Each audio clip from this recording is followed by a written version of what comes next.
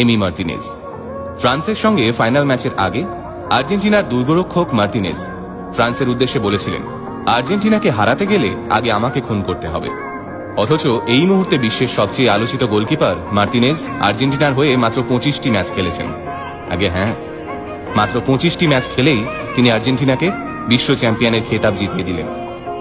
আর্জেন্টিনার হয়ে মার্টিনেজের অভিষেক হয় গত বছর, অর্থাৎ 2021 সালে। আর্সেনাল ক্লাবে জায়গা পেতে এই মার্টিনেজকে 10 বছর অপেক্ষা করতে হয়েছিল। ঠিকই শুনেছেন, 10 বছর আর্সেনালের বেঞ্চে চুপচাপ বসে থাকতেন এমি।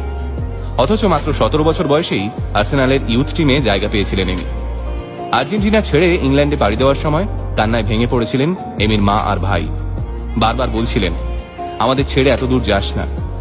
খানিকটা দূরে দাঁড়িয়ে এমির বাবাও হাউ হাউ করে কাঁদছিলেন, কিন্তু ছেলেকে আটকাননি, কারণ তিনি জানতেন তিনি এমির পড়াশোনার খরচা দিতে পারবেন না। এমিও জানত তার বাবা গরিব। বিশ্বকাপের ফাইনাল, এমবাপের ক্যারিশমায় খেলা গড়িয়ে গিয়েছে টাই ব্রেকারে। ইতিহাসের অন্যতম সেরা খেলোয়াড় লিওনেল মেসির হাতে বিশ্বকাপ উঠবে কিনা তাই নিয়ে শুরু হয়ে গিয়েছে সংশয়। 36 বছরের অপেক্ষা, ফাইনাল ম্যাচ টাই ব্রেকারে। এই ধরনের অমানসিক চাপ নিয়ে গোলের সামনে এসে দাঁড়ালেন এমি মার্টিনেজ।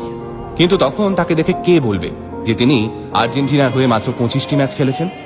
ফাইনালে তিনি যা পারফরমেন্স দেখালেন তা প্রতিটি গোলকিপারের স্বপ্ন।